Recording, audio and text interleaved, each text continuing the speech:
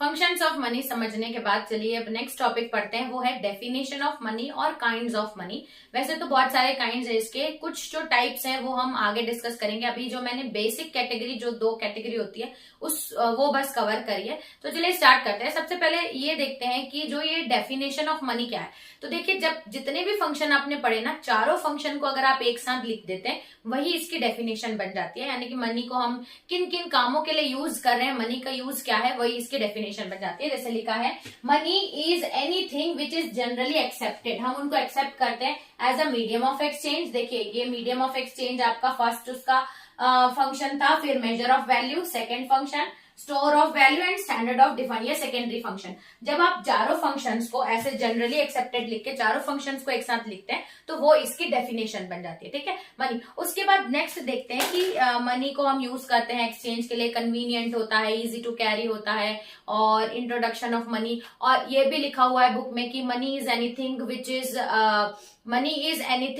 Which law says money, यानी कि जो कानून जिसको मनी बोलता है वही मनी है। ये हमारे बुक में समझाया गया है। Now there are basically 2 kinds of money आपको पढ़ना है। एक है लीगल टेंडर मनी और एक है नॉन लीगल टेंडर मनी या ऑप्शनल मनी। दो कैटेगरी है बेसिक, अगर आप डिवाइड करते हैं। ठीक है, तो पहला क्या दिया हुआ है, अगर काइंड्स ऑफ मनी देखेंगे तो 2 आता है। एक लीगल टेंडर मनी आता है और दूसरा आता है यहाँ नॉन लीगल टेंडर मनी, या इसको हम ऑप्शनल मनी भी बोलते हैं। अब पहले तो ये जानते हैं कि लीगल टेंडर और नॉन लीगल टेंडर मनी में क्या डिफरेंस है। देखिए, लीगल टेंडर मनी ऐसा होता है कि ऐसा जो भी मनी जो हमारी गवर्नमेंट ऑफ इंडिया या ऑथराइज्ड बाय गवर्नमेंट या लीगली लॉ के थ्रू एक्सेप्टेड है, वो कंपलसरी है। मतलब आप सामने वाला उसको एक्सेप्ट करेगा ही।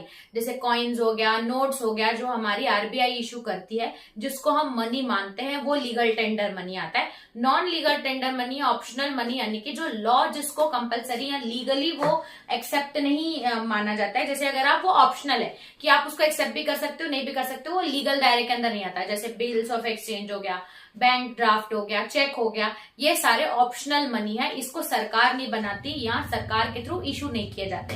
ठीक है, तो वैसे देखते हैं कि लीगल टेंडर मनी जो मैंने आपको बताया, money which can be legally use to make payment, money जो आप लीगली यूज करते हो पेमेंट करने के लिए, ऑफ डेट और अदर ऑब्लिगेशन, जो भी चीजें के लिए आप यूज करते हो, इस टर्म डैश, इसको हम लीगल टेंडर मनी बोलते हैं। 2 टाइप के लीगल टेंडर मनी होते हैं, एक होता है लिमिटेड लीगल टेंडर मनी और एक होता है अनलिमिटेड लीगल टेंडर मनी। अब ये लिमिटेड और अनलिमिटेड में क्या डिफरेंस है।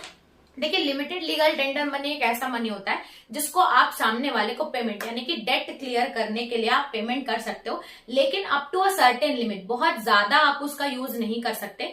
और अगर वो मनी आप सामने वाले को दे रहे हो तो सामने वाला उसको रिजेक्ट भी कर सकता है कि नहीं, मैं ये पैसा नहीं लूंगा। अगर सामने वाला रिजेक्ट कर रहा है तो उसके अगेंस्ट लीगल एक्शन नहीं होगा। ठीक है, लीगल टेंडर या लिमिटेड लीगल टेंडर मनी के एग्जाम्पल है कॉइन्स। कॉइन्स को आप यूज कर सकते हो लेकिन up to a certain limit. और सामने वाला अगर बोलेगा, किसी को आप 10 लाख के कॉइन्स दोगे तो 10 लाख जितना कॉइन्स आप नहीं पे कर सकते, तो अप टू सर्टेन लिमिट तक ही आप कॉइन्स का यूज कर सकते हो। और अगर इतने सारे कॉइन्स लेने से सामने वाला एक्सेप्ट नहीं करता है, इतने सारे कॉइन्स, जो मना करता है कि मैं, तो उसके अगेंस्ट कोई लीगल एक्शन होगा भी नहीं, वो ऑप्शनल है। ठीक है, वही बात करते हैं अनलिमिटेड लीगल टेंडर मनी, यानी कि आपको कोई भी काइंड का पेमेंट करना हो, आप अनलिमिटेड लीगल टेंडर मनी का यूज कर सकते हैं। अब बहुत सारे, जितने भी एक्सटेंट तक आप पेमेंट करना चाहो उसका कोई लिमिट नहीं है, आप unlimited legal tender money use कर सकते हो।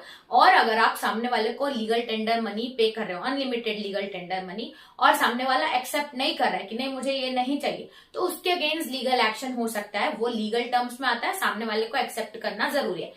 अब अनलिमिटेड लीगल टेंडर मनी के हमारे एग्जाम्पल है नोट्स। जनरली जो नोट्स होते हैं 500 के और आपके 200 के, ये जो नोट्स होते हैं ये आपके अनलिमिटेड लीगल टेंडर। इसको आप सामने वाले को किसी भी एक्सटेंट तक, what ever the amount of dated, आप उसको पे कर सकते हो। और अगर सामने वाला रिजेक्ट कर रहा है तो उसके अगेंस्ट लीगल एक्शन हो सकता है, उसको वो एक्सेप्ट करना जरूरी है। ठीक है, तो लिमिटेड लीगल टेंडर मनी होता है विच can be paid in discharge. आप अपनी डेट पूरा करने के लिए इसको पे करो, लेकिन कुछ लिमिट तक ही पे करोगे। इसका कॉइन्स एग्जाम्पल। ठीक है, और अगर आप सामने वाला मना कर रहा है कि if one denies to accept it, तो उसके अगेंस्ट कोई लीगल एक्शन नहीं होगा। अनलिमिटेड लीगल टेंडर मनी यानी कि ये ऐसा मनी है, it is a kind of money which can be paid in discharging. आप इसको यूज करते हो अपना डेट पूरा करने के लिए, ऑफ एनी अमाउंट यानी कि कितना तक भी अमाउंट हो आप इस अनलिमिटेड लीगल टेंडर मनी को यूज कर सकते हो। एग्जाम्पल होते हैं हमारे पेपर नोट्स, ठीक है। उसके बाद नेक्स्ट आता है non legal tender money, optional money. मैंने आपको बताया था ऐसा money which is not prescribed by the legal, जो हमारे लीगल टर्म्स में नहीं आता है, जैसे बैंक नोट, बैंक ड्राफ्ट, ये सब। सो विच इज जनरली एक्सेप्टेड, ठीक है, आप एक्सेप्ट तो करते हो, जनरली चलता है मार्केट में, चेक चलते हैं भैया, बैंक ड्राफ्ट चलते हैं, बिल्स ऑफ एक्सचेंज चलते हैं, लेकिन ये लीगली बाउंड टू एक्सेप्ट है। आपको ये जरूरी नहीं कि कंपलसरी नहीं कि आप लीगली बाउंड, लीगल मनी है लीगली बाउंड टू एक्सेप्ट, लेकिन ये ऑप्शनल मनी है, आप लीगली बाउंड टू एक्सेप्ट नहीं हो। जैसे कि फॉर एग्जाम्पल चेक है, बैंक ड्राफ्ट है, बिल्स ऑफ एक्सचेंज है, it is generally accepted, it is but ये लीगली आप बाउंड नहीं हो उसको एक्सेप्ट करने में।